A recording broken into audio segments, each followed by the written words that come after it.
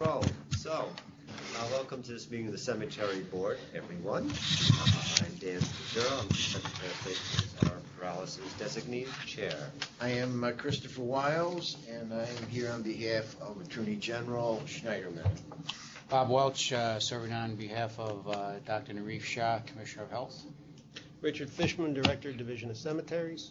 Chet Butkowitz, Assistant Director, Division of Cemeteries. Mike Seelman, Senior Investigator, Division of Cemeteries. Howard Carr, Associate Accountant, Division of Cemeteries. Suzanne Dressel, Clerk, Division of Cemeteries. Joe Ambrose, Associate Accountant, Division of Cemeteries. Tony Malillo, Counsel to the Cemetery Board. Great. All right, why don't we get started? Have folks had an opportunity to look at the minutes? Yes. Any comments, corrections, typos? I did not have that. I thought they were good. I had a couple. Sorry. Good. Under Division's report, second paragraph, just a little typo. Mr. Fishman informed the board that the division, okay, sort of that.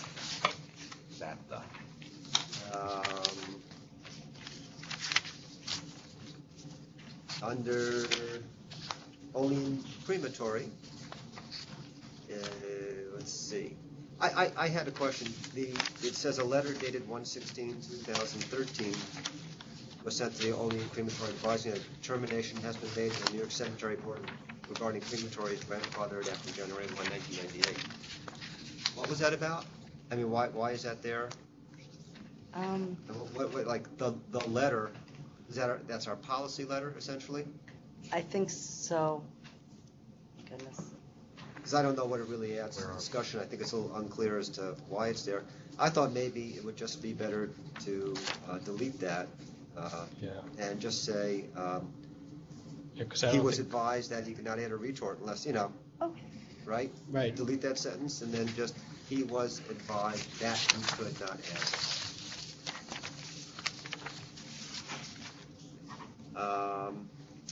Finally, Locust Valley. So, right in the middle of the paragraph, the division would recommend approval to the Supreme Court of Nassau County for the purchase of the land. And then I do recall the discussion, because I made a suggestion, disclosing to the Attorney General and Court the statutory language at issue. All right, so that's what I'd like to add. Right after land, I'll give you these, but right after land, continuing the sentence, disclosing to the AG in court the statutory language at issue. Because as you recall, the discussion was, look, reasonable minds could probably differ on this. The court's done it before. The AG has supported it before. Let's just make sure that we're straightforward and honest with the court. And then they can tell us what their interpretation is of this. Right, okay. All right, that's the totality of my suggestions. Any other discussion? Not for me. Motion? No, none. Move to adopt the minutes. Second. As amended. All in favor, say aye. Aye. Aye. Thank you. All right, Mr. Malillo, legislation Dan, and we have regulation. the minutes? Oh, yes, you can. Are you going to frame them? Yes, we are. Okay, good. Let's frame those. Legislation and regulation. Tony. Okay. There has been some more action. Most of it has just been one house action, though. So I don't think since the last meeting we've had a bill pass both houses.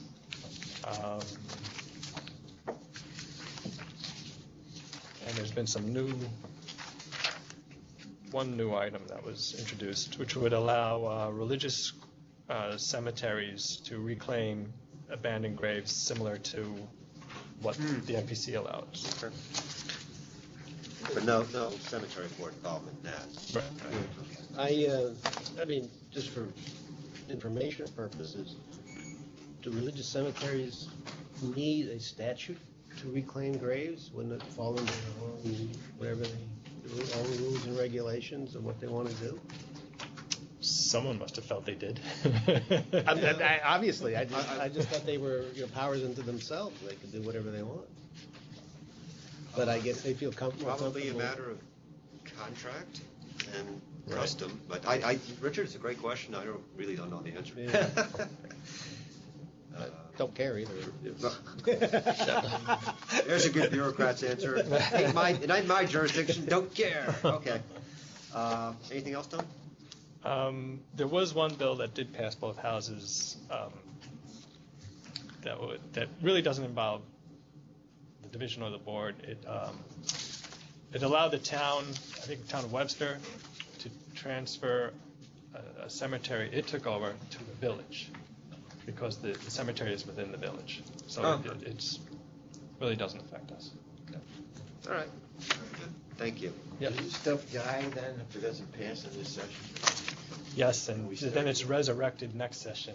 All the bills a lot of them just recycle. They roll over. Yes. On paper.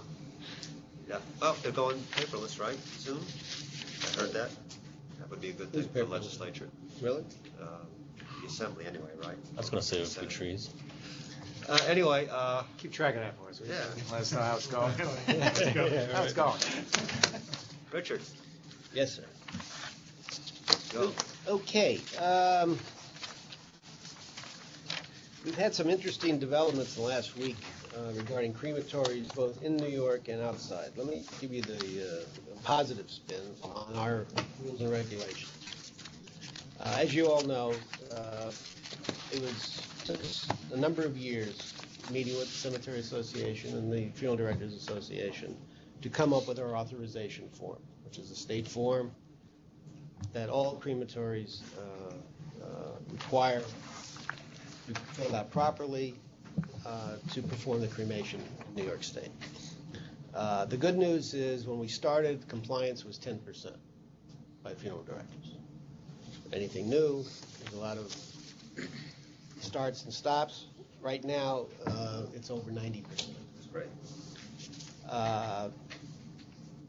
We have in the regulations requirements for scales, and mainly if it's an overweight, the determination of an overweight for service charge purposes.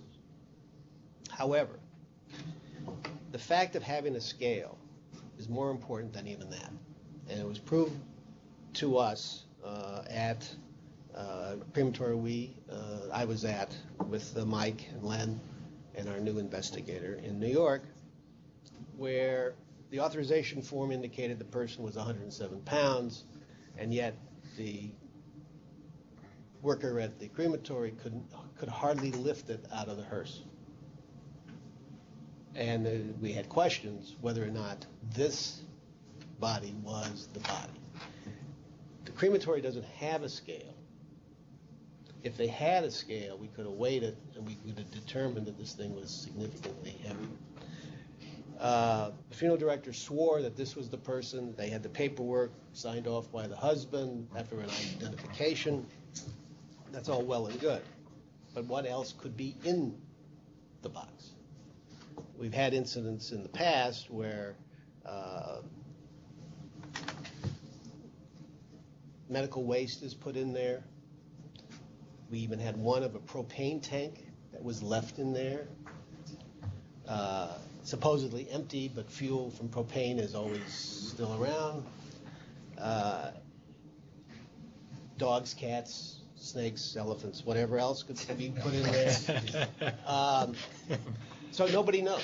Okay, so the question would be, well, they'd have to open it up to see. So having the scale, the interpretation of that reg, and I've been, on my own telling people, yeah, that's what it's for under the reg. It's for overweight service charge purposes. However, it's also an identification. It's a double check with the crematory and the cemetery and the funeral home. I don't know if we need to amend the reg or to add, but I suggest strongly that scale be required regardless of what it's for. And I think it's for overweight purposes, service charge purposes, and identification purposes. What percentage of crematories would you say currently possess a scale? Mike, what do you think? I'd say 75% of them probably. In fact, this crematory is adding equipment, and the new equipment all requires a scale. Right? The new equipment's computerized, and you have to put in what the exact weight is, what the container is, what the gender is. So, I mean, eventually they're probably all going to have scales. What, if we have an older retort, the cemetery is to purchase a scale, is this like They're not. just a regular scale? I mean, like. No, it's kind of like on a dolly. Uh-huh. They have the scale within the dolly. Well, there's variation. different things that they're doing. What's the cheapest model cost? I'm sure you could probably easily get one for under $2,000. I know a couple crematories that have them used because they got a more cumbersome model and then upgraded to a newer model and have said, hey, if anybody wants to buy a scale, and there's a requirement that they're sealed by the county. Ag and Markets seal, or Weights and Measures seals the scale. Right. When I did the regs that required a scale, if you're going to have an overweight charge, I looked at the prices because that had to be reported. Right, that's sort of anticipating. And it was, there are floor scales that go for about $1,000 that shipping companies use in warehouses. So it's not a significant cost. So maybe we should draft up a reg for circulation here and see. I mean, I think I understand. What was the resolution of this story, Rich? Well, what it was is a funeral director delivered 2 bodies to the crematory while we were there doing the inspection. And when that happens, we review all the paperwork. So if there's an issue or an omission or something, we can address it with the funeral director. And like Rich said, one of them seemed a little heavier than they said it was, and one of them seemed a little lighter. And so the operator brought it actually right to Richard. See, this is what we're talking about. So we addressed the form, and I think they said it was 107 pounds. And the funeral director that was delivering the body didn't make arrangements with this family, but they said that generally when they tell them, well, we have to have a weight, and they don't know the weight, what their loved one weighs. So they just put something down because they know they have to have an estimate down there, or else it's not going to be accepted at the crematory. And I explained to her, well, this is the problem. When you say 107 and they're 150, now we have to wonder, is this the right body? And she understood that. So this particular crematory has an additional form. They have their own form in addition to ours. And at the bottom of the form, they have 3 boxes. The family would initial that they actually made a visual inspection of the body at the funeral home, that they waived visual inspection and had the funeral director do it, and that they did not. And in both cases, the family had initialed that they had done a visual inspection. All the paperwork was in order. The boxes were all labeled properly. It really seemed as though, that's what we would have looked for, have been maybe a visual inspection. So we went ahead with the cremation at that point. All right. But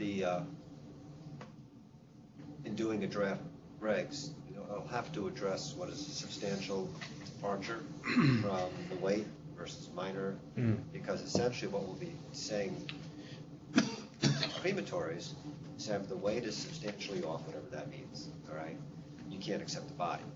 That's Or it's got. so that has an impact on the way the industry handles the estimates. So So Richard, is my ignorance to show up here too much. So is there a flat fee up to a certain weight, and then after a certain weight, all these extra fees kick in? The crematories can apply for an overweight charge, because usually, anything over 350 pounds, it will take an extra hour and a half, 2 hours to do the body. So it's a 4.5 hours. So it's almost like double their charge kind of thing. But some are reluctant to do the overweights charges because, which we're going to talk about in a minute, this competition for business. But in a lot of crematories, some of them have indicated to us in writing that the equipment can only handle up to so much weight. So they can't even do over 350 pounds. So then we will direct the funeral director to a crematory that can handle over 350. Their equipment is newer or can handle it. It's a real problem, and it's growing. It's growing. more overweights than you can think, and it's becoming a real issue. So it's The issue being, what, pricing? well, it's Capacity to do the well, it's the procedure? equipment can handle it, Yeah. and pricing. Yeah, I mean, it's an extra gas and stuff, fuel. But it takes time, so so from a 2-hour cremation, you're talking 4, sometimes 5 hours to do a whole overweight body. So, And we had considerable discussion years ago when we were construing whether or not we should permit a bifurcated system for charging for overweights. Because there's some, Was my next question. yeah, there's some, I'll call it political, not big B, small P. You're heavy and you get charged more. And that seems to, that can be an issue, right? I mean, why would we permit that? But the fact is, where the board finally came down, was that it does cost considerably more, both in time, resources, and fuel. And if you're talking about reasonably related to the cost, all right, we permitted that. There is an argument in opposition that you should spread that over the entire population, all right? There is. We construed it that way then, and so some crematories do charge the overweight. That's the history. it's kind of like the airlines would sell you 2 tickets, or you can't sit in just one seat, you have to sit in 2 Yeah. seats. You know, it occurs to me, I don't know if that receiver is up to us, and if we're being really recorded in our voices. I think we probably should do that. All that sage wisdom, Sage being lost to Yes, to history. to history for posterity. Yeah, Yeah. right. And then we have other anecdotal information from several of the crematories where they have turned away a number of bodies because the forms were not filled out correctly. Yeah. So what we're seeing is the system is working. It's working the way we hoped it would work. And of course, we haven't fined anybody. We haven't threatened anybody, at least unofficially. But the point is that we want compliance, and the funeral directors, for the most part, are compliant, and that leads me into the second topic. Is the outside crematory, funeral directors taking bodies outside of New York. And we have a number of situations, we know their names, the funeral directors who refuse to do these authorization forms and will take the bodies to New Jersey, Vermont, Connecticut, and Pennsylvania. And they refuse to do it for whatever reason. I don't know. They have whatever reason. Some of them are charging the families transportation expenses to go to Pennsylvania, Jersey, Connecticut, and Vermont. And I don't know how much it is, but we know empirically that that's happening because the funeral directors will tell us that's what they're doing. I think that's, I don't know if it's illegal, but it sure is ethically challenged. They could go right down the block and have a cremation, no charges for transportation, and yet they're sending the bodies, in some cases, 100 miles to another state, just to avoid. Just out of curiosity, is the total cost cheaper than what they could do locally or within New The York? cremation process itself, out of state, there are crematories charging $125, $150. Pennsylvania, some of them are charging $175, $190. I mean, I understand what you're saying is that it's The a breach. differential, the differential in New York, depending upon the location, is $100. And how much is the transportation? Because what you're saying is that, look, I think it's a breach of the cemetery director, the funeral director's obligation to the public, in the sense that they're charging their customers more ultimately for the service rather than less. So it's not for the customer's benefit; it's for some other potentially nefarious benefit of the funeral director. God knows. But so my question is, the cremation is going to be cheaper, all right? Right. But what you're saying is that when you tack on the transportation expense, it's more expensive Could for be a the wash customer. or it could be more. If it's a wash, I don't know that they're breaching. You know what I'm saying? I mean, Like, you'd have to look at for the that, individual on that case. basis, Yeah. right? Okay, I just wanted to. Richard, you mentioned a couple minutes ago, just to clarify for me, you mentioned that, might be more of an issue of ethically challenged because they're going, instead of down the street, they're going an hour away or something. I mean, just for me, how is that any different than that place we approved a couple months ago, which is similar to Olean's application now about replacing a retort? And according to that application, it said that, it was the only one within, 50 or 75 miles. Right. I mean, that could be longer to use that place than going across the border. So where's the ethically challenged piece coming in? If it's because they want to avoid doing the authorization form, okay, and they go across the border, well, that's more than ethically challenged. That's kind of like we're putting, we're thumbing our nose to the state law. Why would they want to avoid that? You'd have to ask these people individually because everyone's got a different axe to grind. Some are anti-government people. They hate the government from one end to the other. Some people think the state is too intrusive in their lives. I mean, you get all kinds. Or they don't like the crematory guy that they have to deal with, so they go over a border. There's all kinds of reasons.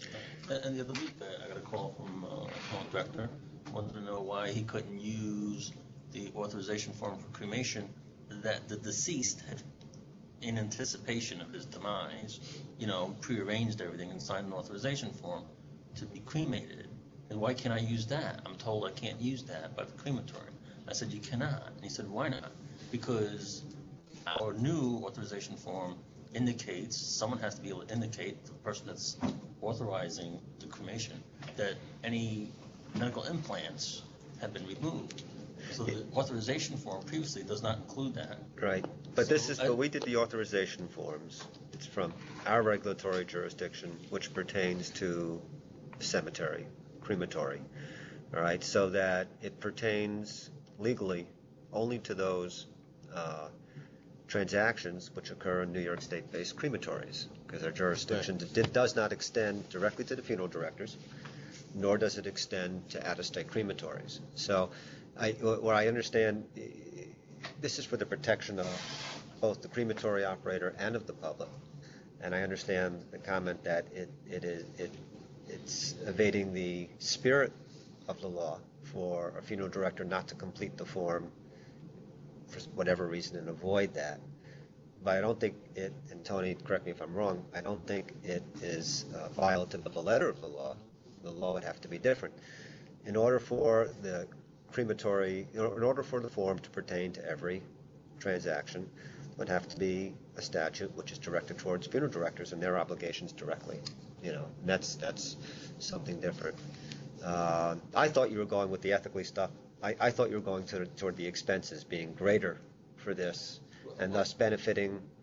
We have a guy here in Albany. He took the body to Rutland, Vermont, and he charged the family over $100 and some odd just for transportation. Right.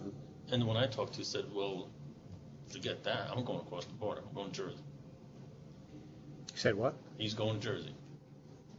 Yeah, but again, we have nothing, and maybe there should be something if we can make the argument that the public is being hurt, all right, statutorily. If they're not charging, if the entire fee does not exceed what could be paid elsewhere in New York State, if that's not an argument, then I'm not sure that this is ethically and maybe there may be other reasons why it's a problem. Well, when you get down to it, and I've asked the funeral directors because we've spoken to hundreds of them over the years, they're the ones who make the cremation arrangements. Yeah. And they just tell the family, we're going here, okay? And the family signs off, okay? The family has no idea. If they're going to Jersey or they're going to out of state, the family should know that. And they also should know that those states have no oversight, no regulation, no nothing, okay? And if they still want to do that, fine. They ought to sign off somewhere. But if they don't, they should be given, the funeral directors should be required, and again, this is probably a legislative thing or a regulatory thing, that they have to show the crematories in the general area of their funeral home from New York and say, here's their prices, just like they do a price list for anything else, and let the family decide where they want to send dad and mom and all that, instead of saying, well, we're going over to Jersey because it's cheaper there. I think that's a fair comment. That is the crux of the issue. And you raised no regulatory control in some of these other states with respect to cremation process and identification. Right. And that is the issue. That's the public protection issue, all right? And that is that you may not get back the ashes of your loved ones. You may not, all right? You don't have the same assurances that you do when you go to a New York State crematory. Yeah, I think that's a fair thing to have funeral directors discuss with their clients. But What about disclosure beyond that? Pricing? Oh, yeah. And I'm just not sure in the absence of specific regs, statutes, how big our teeth are. Yeah, I don't know. I think that's something. It's whatever the market bears, and if I want to buy a car in a different state because the sales tax is lower, I can do it. Yeah. No, but if you're a New York resident, you pay New York sales tax. Well, but still, if I get a better deal, I can do You get it. a better deal on the. Well, I know that. I don't know how much jurisdiction we have over pricing. It's pricing to me is less of an issue. Although I know there are some disclosures that I don't know the law that well. I know there are disclosures which must be made, and there are fiduciary responsibilities that flow between the two regulatorily, I think. I'm not sure. To me, the pricing isn't a real issue. I mean, it could be, but it's to me, it's that Rich just said. You don't have any assurance that No, I agree, but I mean, in the absence of specific statutory backbone to support right. us. Right. Yeah, no, I don't know what the know. jurisdiction is. I don't know. That's something I think we maybe want to look at. Maybe To prohibit it, I don't know, maybe My Tony. background, before I came to Department of State, I was at the insurance department in life insurance and annuities. And insurance law, the insurance companies hate New York. They basically view, when they issue insurance, it's 50 plus or 49 plus 1. There's policies they can issue in all the other states that aren't accepted in New York. New York insurance law not only requires that New York insurance companies meet their standards, but also companies out of state that are selling to New York residents have to meet those same standards. And I think we could probably look at doing something similar with this, which is that if New York remains are going out of state, that those crematories have to meet our standards, or the bodies can't be sent there. And I think it's a little different because in the insurance field you have the policies coming into New York. Here you have the body leaving New York. But I think if it can be done in the insurance field, I think we can find a way to do it here. Well, that would be a statutory. Yeah, approach, it would be statutory. Right. I wonder. It's a wonder. I think maybe Tony, you should give a call to your counterpart counsel if that's all right. Over at Health, because I wonder if it's already within the regulatory jurisdiction in terms of disclosure. And of course we can publicize this matter as well, but whether or not it's within the regulatory jurisdiction to require some kind of disclosure, it's maybe something you can discuss, see if there's any possibility there. But it's an important issue. That's an important issue. It's in your packet. There's this famous flyer, $49. First time, this is going to all the New York funeral directors in the New York City metropolitan area, that you come to our crematory, first body's $49. And then their regular price is $150. which is significantly lower than anything in New York. We've had issues with this crematory in the past, but this is pretty much to show that in other states, cremation is a business, not a service. And even though this crematory is located within a cemetery, the cemetery doesn't do any cemetery business. It's strictly, that's all they do is cremation. What state is it in, Rich? New Jersey. And on top of that, we have, and it didn't hit the New York papers, but it sure hit the New Jersey papers, that this same crematory hired a guy named Kevin Finley, who was a funeral director in New Jersey, who was involved in the bodies cut up scandal in Brooklyn, New York, who sold bodies to this gang for $1,000 a body, went to prison for a number of years, and then the operators of that crematory hired him to run the crematory.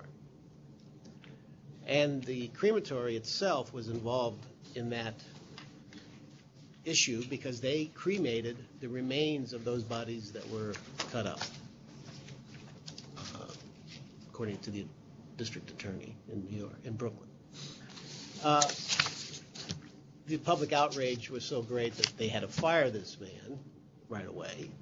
But again, you're talking about a totally unregulated entity. And now that the state of New Jersey, Consumer Affairs, is who the cemetery division is underneath,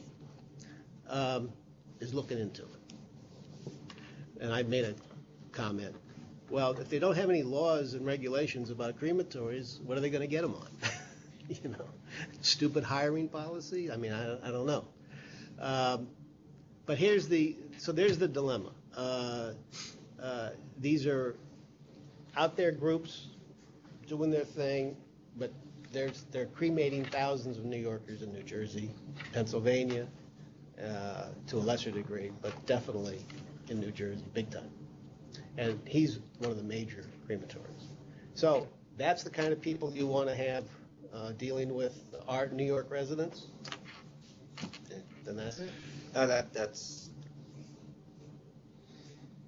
a compelling story. So you make your point. And I didn't even have to make it. They made it for me. Yeah. The crematory operator that alerted us to that, apparently he's talking to a legislator, and his proposed solution was to look at the California burial cremation permit. And according to him, if the body leaves California to be cremated out of state, it wouldn't be similar. Like the permit's going to have the final place of final disposition. So when the registrar, which is Bureau of Vital Statistics, Department of Health, fills out that form, they would say, ABC Crematory, Syracuse, New York. And that's where that cremation has to take place. And when that body is received at the place of final disposition, they're free to go ahead and cremate. According to this person in California, they do not issue to an out-of-state place of final disposition. They issue it as a transport permit to a funeral home out of state. And he wants this legislator to try to work on requiring that. Now, I don't know if that's something we can discuss with the health department. What that would do is, instead of a New York funeral director being able to drive from here to there to do it, it would require the body to be transported to an out-of-state funeral home that's named on that permit, and then that out-of-state funeral home would then be responsible for choosing the crematory, and then, presumably that would at least take the liability from the New York funeral director, but it would probably also take the incentive out too. Right. They don't just run across the border and do it. And it would increase the cost of everything, which, since this all is driven by the cost, that would seem to do. I mean, it wouldn't stop it 100%, but would definitely mitigate it. And it's similar to what the Department of Health requires of out-of-state funeral directors that we don't have reciprocity with for their licenses. Like Canada, they come from Canada. It's cheaper to cremate in Niagara Falls than it is in Niagara Falls, New York, than Niagara Falls, Ontario. So you have funeral directors come across the border with bodies to be cremated in Niagara Falls, and they have to call a funeral director to receive that body, and then they have a charge for that. But that's something that your funeral directing already requires. But New Jersey is and Pennsylvania. Well, Pennsylvania, I don't believe has a reciprocity agreement, I don't know. which needs to be looked at. And whether these things are in writing, I've never seen anything in writing. In New Jersey, it is reciprocity, and there are a lot of burials of New Yorkers in New Jersey. Burials are fine because if they screw that up, you can deal with it. But cremation obviously is more than final. All right, so we're gonna have. That's different. So we're gonna have Tony, you're gonna chat council over at Health. And then with Bob. I was hoping you would tell me. Oh, I can, yeah, I didn't know if you had a Maybe you should specific just set up a meeting, just, and see what you come up with. But the issue that Richard raises with body Start parts from there, I should be delegated. is sort of frightening. All right, Yeah. it's a female. Yep. Who's going to report on the financial? John? Financials? It's on it. Proposed change to rules and regulations, financial report. Oh, is that on the I don't know the if threshold anybody got a amount? chance to review it yet. No, I did. Did you send it directly to us? I sent, no, just to Chet and Tony. Well, we haven't had a chance to review it. 'Cause I don't So think we we've probably seen should. it. Yeah, it's I don't think we it's have not it. ready. Oh, yeah. Sorry, we got to go back to cremation, but let's finish. So we don't have, we're not. So ready. that's, So We've what, got something written up, and Tony's gonna review it, and then okay, these are long-awaited rules with respect to financial reporting by cemeteries. Simplification, make it easier. that's what I was as well as looking get for, what was we the need. 10-second summary. Yeah, Yeah. no such thing. Sorry, I Okay. threw it on the agenda. and Okay. I Mike, never took we, it. we do have another issue which I totally forgot about. The alkali hydrolysis process Oh, at yes. Cornell University that Mike and Cindy saw, and they've got a report on it. Mike, you want to talk about it? So Cindy got a call from a pet crematory, and they wanted to discuss, they want to put in alkaline hydrolysis for pet disposal. And Cindy said, well, you can't do that. And they said, well, Cornell has one, why can't we? And Cindy said, well, they don't offer. Bring that speaker close to your, It's the small. close to you, so this actually gets recorded. the little No, remote. there's another one over there. There you go. There you go. Actually, I think that's for the I think phone. that's for the Oh. phone. Oh, that's for the phone? All right. So Cindy said, no, they don't. And he said, yes, they do. And so we went online, and sure enough, they do. They offer, they have, so at any rate, Cindy called to let them know that we wanted to come down and kind of understand what it is that they're doing. And they welcomed us. And then when we got there, they said, we did some looking on the internet, and we realized that maybe we should be licensed if we're offering this to the public. And so we went ahead and we actually asked them to hold off on that until after we compiled a report. And so we looked at the facility. It's amazing. They have, I don't know how much information you want on it, but they have a $7.1 million building that they built for alkaline hydrolysis. And it's basically for all the waste from the animal hospital and the labs and things like that. And they did this because there's community opposition against putting in a new retort. So they have this unit. 90% of what they do is animal waste from, necropsies, from, anything you can imagine. And that 90% is not in discussion. Exactly. That's all without any kind of statutory scheme with respect to pet disposal. And we all agreed on Right. that. About 10% of what they do, and the facts are in there, or the figures are in the report as far as how many pounds. But they have people come show up with their dogs in their trunks, and for $90 they'll dispose of an animal in this way. Okay. So the concern is first of all, if they're offering cremation, they do need to be licensed, but then again, is this cremation? It's not, because it's, You answered the question. so but they showed us a facility. It's a great, amazing facility. Right. They can do 5,000 pounds at a time. They have really good procedures for, maintaining identification when they do it the individuals. They're very proud of it. Right. However, they're offering disposition of these pets, and they're returning the remains just as they would, at a pet crematory. Without being too graphic, what remains are there? It's very similar to to cremation remains. Okay. It's the interesting thing is this technology was invented at University of Albany, and there's actually one in Albany that they use for not necessarily for weight. Medical waste? Yeah, medical waste and things like that. It looks like a huge pressure cooker, and that's what it is basically. This one is mounted kind of in the floor. There's like a catwalk goes around it, and it's this large vat with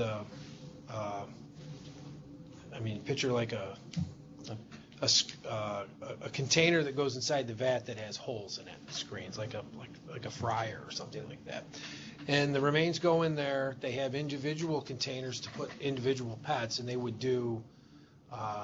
could put in several at one time.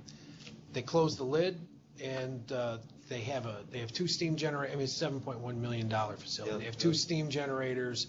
They retain all the wastewater on site. And then after the process is done, they have this cage basically that contains the bones, and then they dry those bones, and they process them just like a crematory would process them. And what they get back is it's even finer than what you would get. A lot of times with flame cremation, it's like sand. This is more like talc. And then they return that in a nice little urn, and so that's their process. So, wow.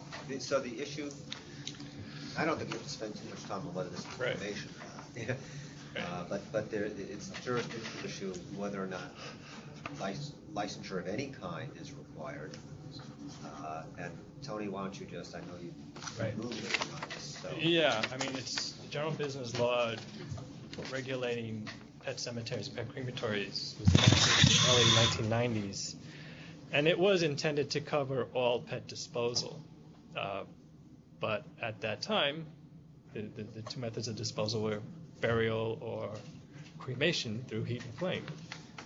So that's all the article, the GBL article addresses. Yeah, and it defines. And it doesn't define disposal? cremation. Does It define defines disposal? it.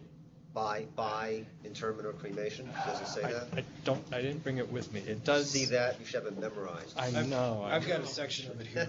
Do you? It's in Cindy's report, and it says, GBL 35C, Section 758.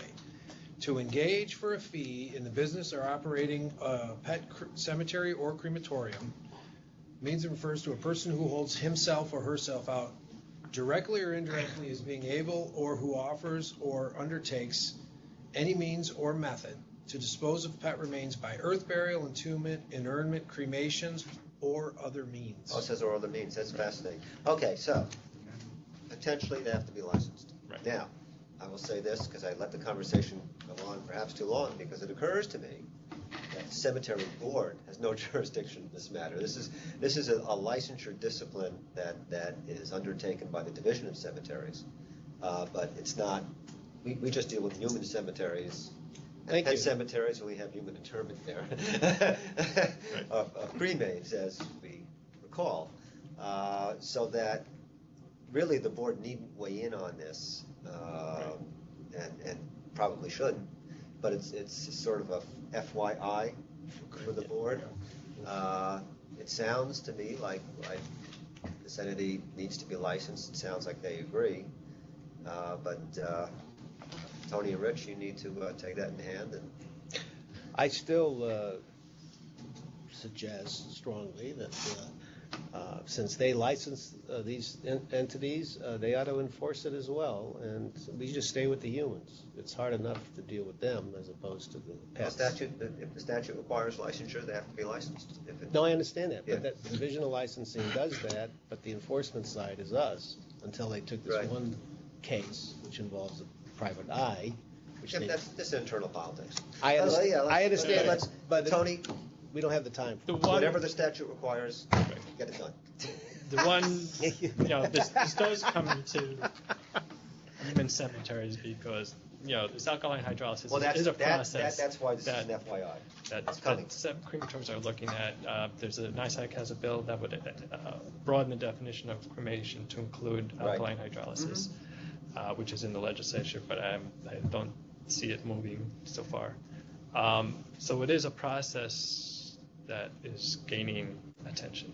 It is coming, that's right. And it's because of the way our article has grown up, and that is that if you inter, cremate, otherwise dispose of human bodies for the public, you must be regulated by us, indeed statutorily addressed. It can't just happen. So, okay, and that's the tie-in. Thanks for making that clear, Tony. All right, we've had some interesting discussions this morning. Richard's on a roll. I should have shut up, man. All right, what next? Vandal. All right, vandalism report. I understand Howard did a wonderful job and almost took over my job here. For the current fiscal year, so far we've collected $14,355 in vandalism fees. Applications granted are $230,075.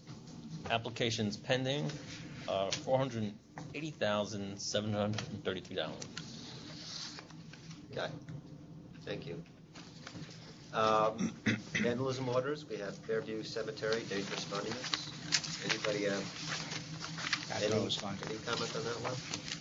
All right, motion? Nope. So moved. Second. All in favor, say aye. Aye. All right, so now we have several tabled items. I don't know where we are on them, only in crematory? We wanted more information. We didn't get it in time for the meeting, but they're close. I mean, his cost, we wanted to know what a pre-approved loan would be, what interest rate he was going to pay for the new retard to, match it against his lease. The only problem I have is that he's increasing it by 20% every 2 years. And his reason is that down the road when he buys the equipment, it's going to be more expensive. It seems kind of excessive to me. Is there any way we could approve it and then every 2 years have him? Well, why don't we wait to have all the information? Okay. Because we'll have to rehash it twice. All right. So let's do it next meeting. Rose, our accountant's doing an audit July 8th and 9th. Mm-hmm. So. I'm not real excited about requiring people to come back. Okay. Only because I forget, including the board, Right. and the division. It's unwieldy. So if we can avoid that, that would be great. But do the homework. Okay. Discuss it. When we have all the facts in front of us. So that remains tabled. Locust Valley Cemetery. Yes, the board asked me to investigate further and report. Locust Valley has bought land twice. The first time, at least twice. The first time was in 1980, and apparently they were aware of this issue of whether that statute prohibits cemeteries in Nassau County from acquiring further land. And what they've provided me was a copy of a memo from their law firm at the time. It was from one attorney to another within the law firm. And apparently one of the attorneys spoke to, Jack Shakira. Yeah, please don't say Dan Shapiro. No. No, Jack Shakira, who is with the Cemetery Board and with Assistant Attorney General Herbert Wallenstein. And according to this memo, both those individuals said that it's okay, that statute only restricts lands purchased prior to January 1, 1948. But there's no official record of that. There's no documentation. I've searched for an Attorney General official opinion interpreting that statute. There is none. So all we have is this memo from an internal memo within a law firm saying that it was green lighted. And the transaction did occur, but nothing in Division of Cemetery Records reflects any of this. This was given to us by Locust Valley. So this memo wasn't even in our records. Do we have a copy of the court order and the papers that undergirded that? Not a fear. I don't know, we don't have it. Yeah. I mean, maybe that's something you could get, perhaps there was some discussion. Yep. It might be nice. But we just in the minutes, I forget which cemetery, we just approved one with similar restriction, in terms of, and we said, you know what, this issue is debatable, and, we can make a recommendation, but we just disclose it to the court, and then let the court, the Assistant Attorney General, help us with that. Right. Maybe that's. Well, this is that one. This is that one. We were talking about doing that last month, Yeah. but then you asked for a further report before I did. that decision was Bullshit made. me. So this is that one. So we're not really any closer. We do have some precedent that's been provided by the cemetery, although it's. Right. It's weak precedent. It's unofficial precedent. But the names they mention are names that are well known to us. It's actually of some solace. At least they had some agreement before and construed the issue. Right. And again, we have the second purchase, which we approved and the courts approved a few years ago. Right. Because we didn't know that was an issue. My opinion from last month remains unchanged. I think that's probably the best We just course of notify action. the Attorney General and the court that this exists and And say that we do not have a definitive opinion Right. as to what it means. Right. All right, and comprising of the history that there have been grants before, in orders made before. So can the board look at this objectively now and as an issue and then to approve it for the cemetery? Well, or not that's what I'm suggesting. Just like last month, we got the report back from Tony. It's not definitive, but there is some precedent. There's an acknowledgement that this was an issue that was discussed and concluded some time ago. So even more militates more towards just giving it to the court, giving it to the Assistant Attorney General in charge, and having them essentially by their actions advise us. Right. So we wouldn't approve, subject to, we would just have no position. I think it would be an approval of the land purchase. Because we have no problem with the land purchase. A recommendation of approval. Right. We always recommend approval when we okay. do this. We don't approve. The court does. Okay. But we recommend approval, okay. but or conditioned. That the Assistant Attorney General report. Would just disclose that this is an issue that needs to be reviewed. Right? As officers of the court, do that. Does that work? Yes. All right. So we Motion. can move on this. Yeah. Move ahead. We can move ahead. Get it off our table. Right. I'll move to accept that. Second. All in favor, say aye. Aye.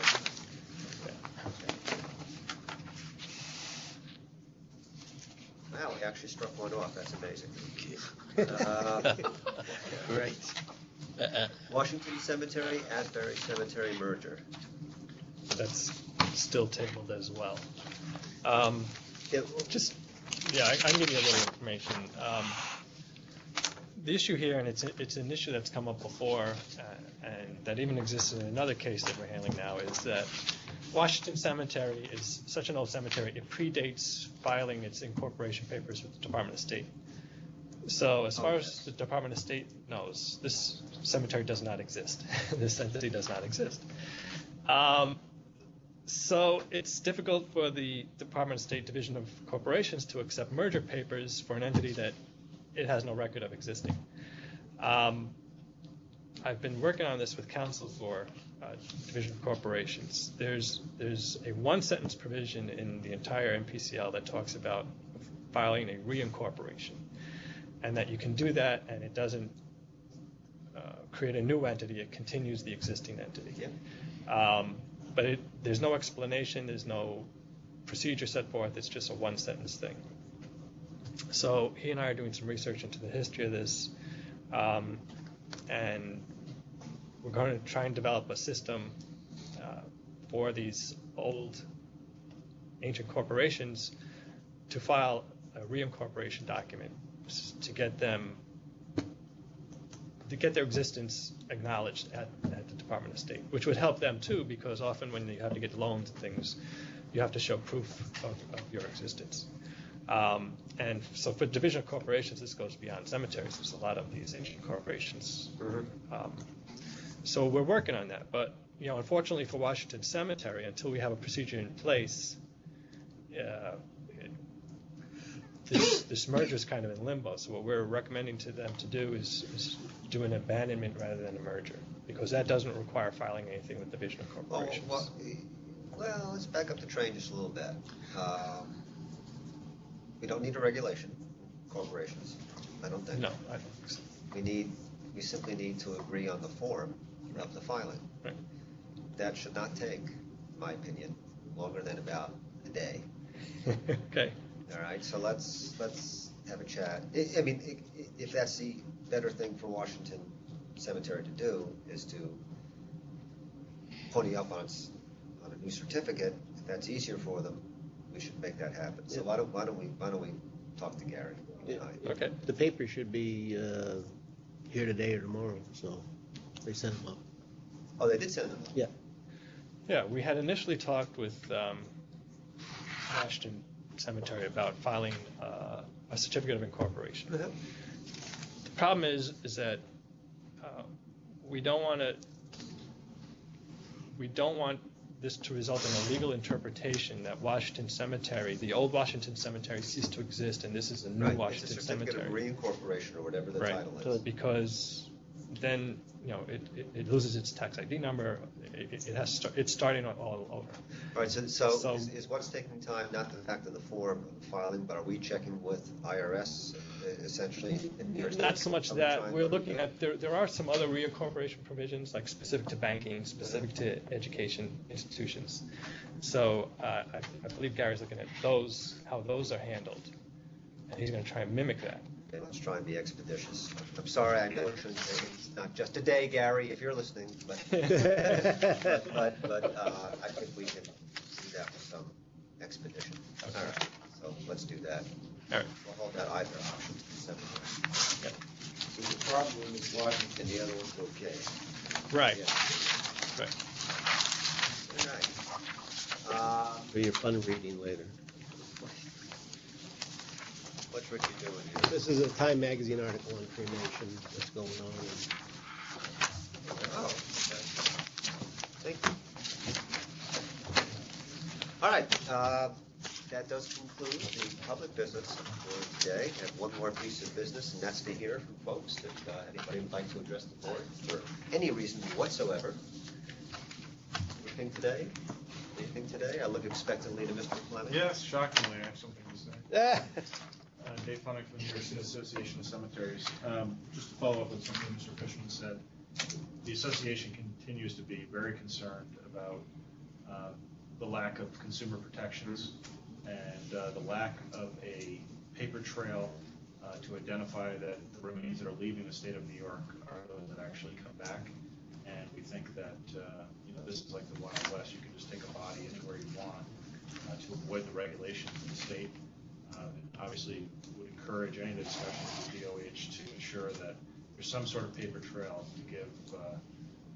Well, let me back up and just say that I've had an opportunity to speak to other state regulators. New York is the state for consumer protection as it relates to cremation. We have the statute that other states look to, and I think it's on behalf of the association, it's a terrible shame that it is simply avoided for whatever reason, simply by just leaving the state. I don't think $20 savings is worth peace of mind for a family knowing that your loved one is coming back to you. So I would just encourage the cemetery board to keep looking at this issue. I'd be happy to work with you for something that will be able to assist with.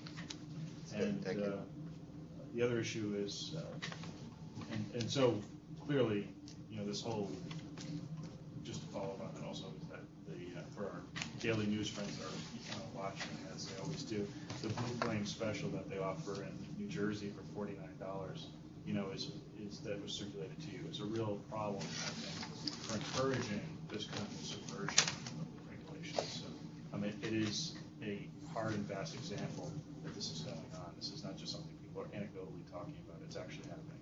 These bodies are being taken out of the state on purpose, purely for savings on whatever it is. If the family ever sees that savings, I find that quite doubtful. The other issue is on this alkaline hydrolysis issue for pets. Obviously an issue that the association cares a great deal about. We have legislation before the legislature. I hope I misheard the good chairman's comments that this isn't cremation, because in fact every major organization, including the International Cremation Association, defines alkaline hydrolysis as cremation. So we are. But your bill defines that for us, right? Yes. So what my point is that under the current legislation, right? Clearly cremation to me anyway, maybe disagree. Cremation is by fire, right? It doesn't include currently, otherwise we wouldn't have a bill. It doesn't currently include alkaline, is that what it's called? Yeah. Alkaline hydrolysis. Whether or not that's amended to include it, that's a matter of current, legislative thought, and no problems with that. But right now, it doesn't. Do we have a disagreement with that? That's our main concern, and this board needs to be, I think, more aggressive, because you want people flushing grandma in any home that they desire to put in one of these units. Well, no. If any, my take, it's just my take at this point, the way the statute is now, is that if a cemetery offered that, right, that is not determined, it's not cremation under current statutory language, and they couldn't, all right? Your bill would make it so they could, right? Well, with any process. Our concern is that the process, as you've described it, or as you've hinted at, is not, it's not cremation. So that's what you're hinting at. But what I'm saying is that if you offer that to the public, you can't right now. All right, and I don't know whether grandma is going to have her own. The position is that you can't offer it to the public. That's our concern. We don't want anyone deciding that they want one of these units, like Cornell just decides that they want it. Other facilities are looking at it for disposal of human remains. But they can't do it now because they have to be a cemetery to do it. All right, and that's my point. I will be neutral on whether or not there should be something that can be offered to the public. I think we have to keep up with the times. All right, I think there are new ways. It's not just alkaline hydrolysis. It could be any number of things. If that's a viable way of disposing of human remains, cemeteries should be able to do it. But anybody that tries to offer any kind of final disposition of human remains to the public has to be a cemetery, right? Has to be regulated by. But that's just. That was my concern. Has to be regulated by the cemetery board. Now, because these entities are offering a method of disposal that is not sanctioned by the statute at this point in time, they simply are not authorized to do so in this state right now. So unlike pet disposal, for human disposal of remains, you can't do it right now. That's my opinion. All right? If the statute changes, that'd be great, whatever, then only public cemeteries could do it. Okay. I appreciate that clarification. Sure. That is my big concern. Right. And I don't think that we want people just to be disposing of bodies anywhere or anytime that they feel like it. But also to clarify what I was saying, and what the position of the association on this bill is, that this bill is not about alkaline hydrolysis. Mm-hmm. This bill is about, as it says, any process that reduces human remains. And that's to your point, Mr. Shapiro. That is, the processes are constantly changing. There's new ways that are coming up. There's a freeze-drying method that's being used in countries in Europe. And we have no idea, how this is going to evolve. The association's concern is, however cremation evolves, it should be regulated, and certainly that you folks would be the natural regulators of that process. So that's been our position, and I just wanted to clarify also that it's not just about alkaline hydrolysis, although the pressure is building, no pun intended, in New York to move that here. So, thank you. It's fairly disgusting. It's very complicated.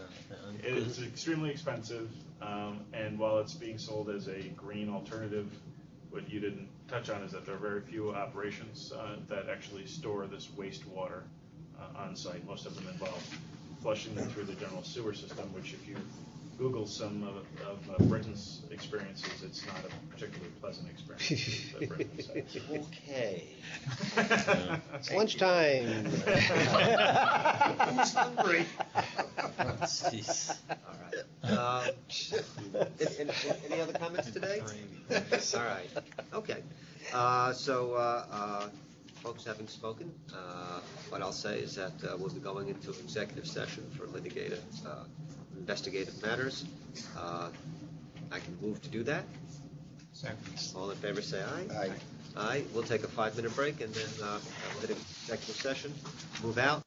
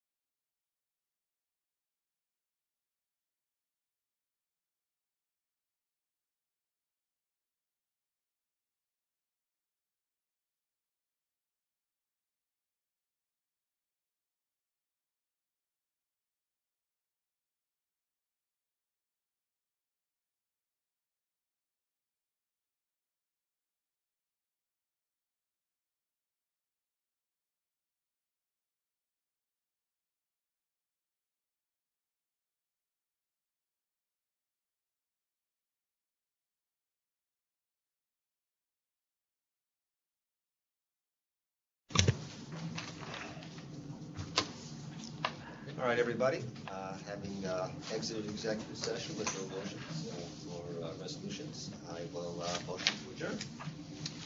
Second? All in favor? Aye. Thank you all. See you next month.